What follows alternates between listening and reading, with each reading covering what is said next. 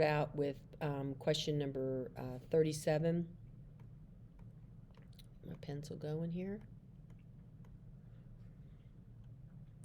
I'm going to start on question number 37, and it tells you to write the prime factorization for the number, and the number that they have is 27. Remember, prime factorization, you can use the tree or the cake method. You're just going to get the list of prime numbers. So I'm going to do the tree. 3 times 9, I can pick two numbers that multiply together to make 27. Circle my prime numbers, break down my composite numbers. And my prime factorization would be written 3 times 3 times 3, all the circled numbers, or 3 to the third power.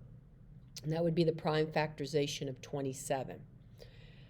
Question number 39 is 96, prime factorization. I look and see what's divisible. It's an even number because it ends in 6. 9 plus 6 is 13, so it's not divisible by 9.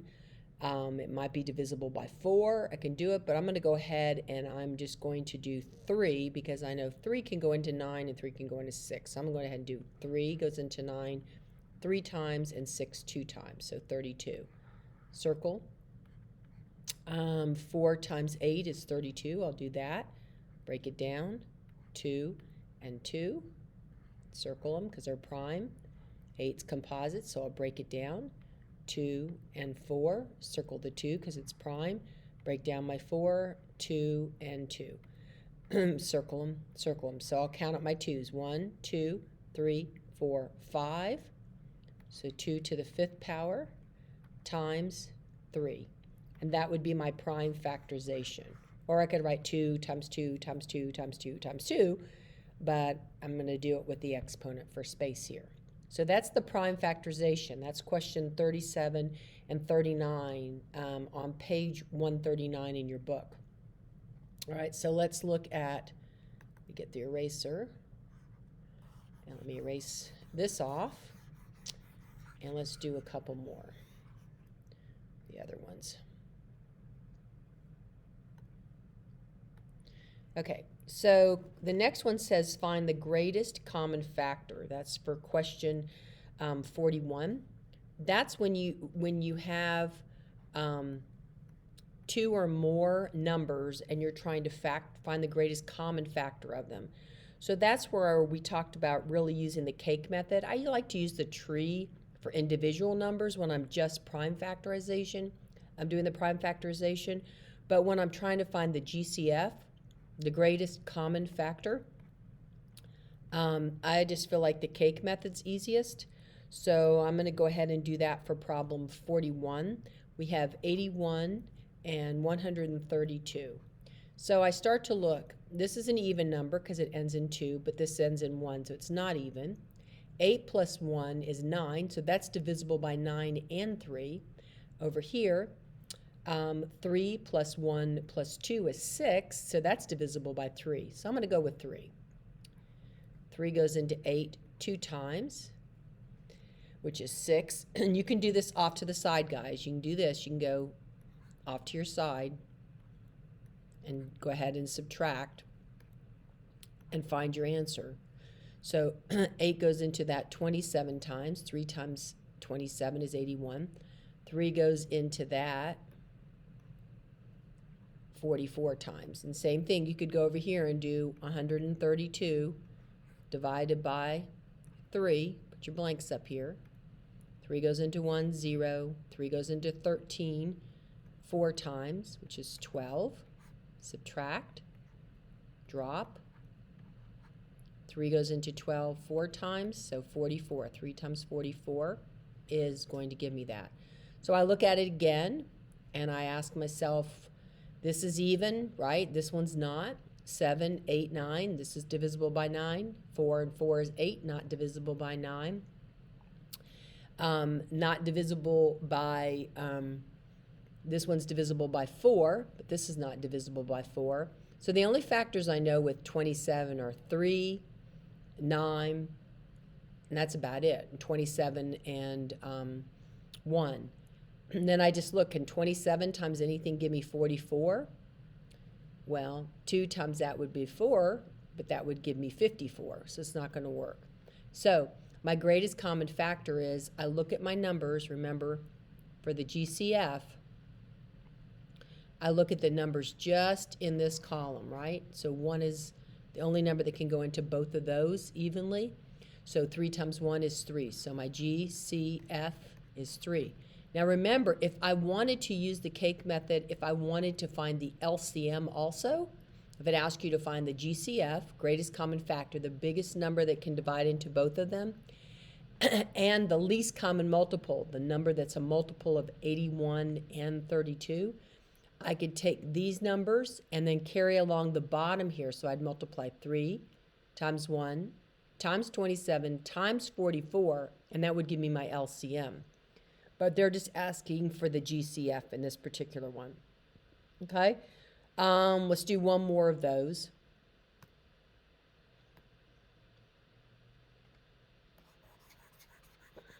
Okay, we're looking for the GCF. Let's do pencil again. Okay, so the next even number for GCF, let's see, odd number is, there's 3 of them. So it's, let me get a different color. It's a little hard to see. Okay, so we have 220, 440, 880. Okay, I'm going to do my cake. First of all, I look and see they all end in 0, so I know they're divisible by 10. So 10 goes into this 22 times. 10 goes into this one 44 times. I'm just taking the zeros off. 10 goes into this 88 times. So that's my first layer. Then I look, they're all even. So I'm going to go ahead and use 2. 2 goes into 22 11 times. 2 goes into 44 22 times. And 2 goes into 88 44 times. All right? So since we're just finding the GCF, we look again, see if anything can go into all of these. Well, 11 can go into them, right? 11 can go into 11 one time. 11 can go into 22 2 times. And 11 can go into 44 4 times. Now we're at the point where nothing but 1 can go into all of them. So I go ahead and take a look at my numbers just down this way for the GCF, okay? We're not making the L, we're just making this straight line.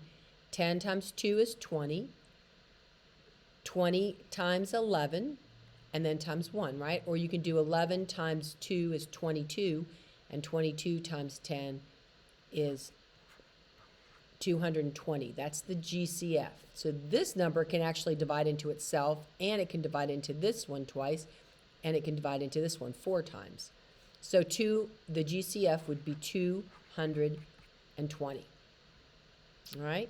So that's just when we're finding GCF. Now, if I wanted to find the LCM of these numbers, I would have to continue to break down these numbers and divide by 2 goes into that once, and 2 goes into that 2 times. So I would have to continue that process to see, and then I would have to multiply all these numbers, this number, and these to get my final answer. So it basically would be 220 times 2, that times 2, which would give us our answer of what our LCM would be. But they're just asking us right now for GCF, just this column over here, okay? All right, so let's take a look. I erased part of my page there. Okay, so next page, page 140, it asks for the LCM, and I'll do the first even one, which is number 44.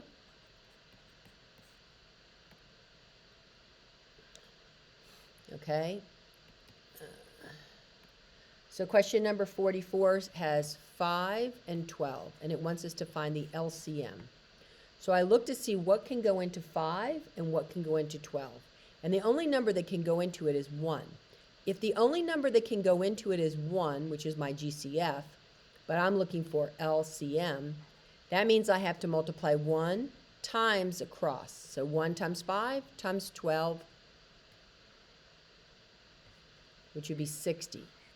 1 times 5 times 12 is 60, and that's my LCM.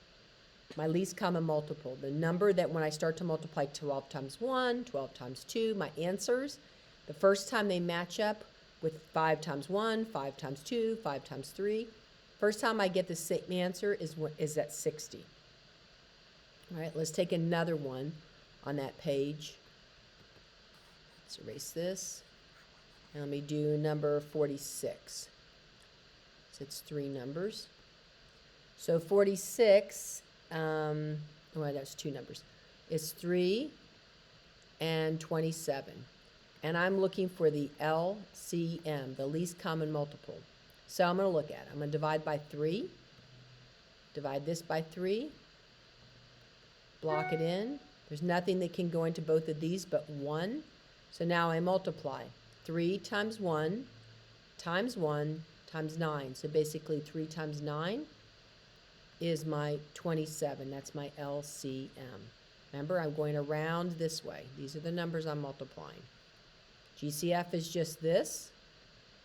LCM is the L, all the way around. So that's for question number 46 on page 140. Let's see.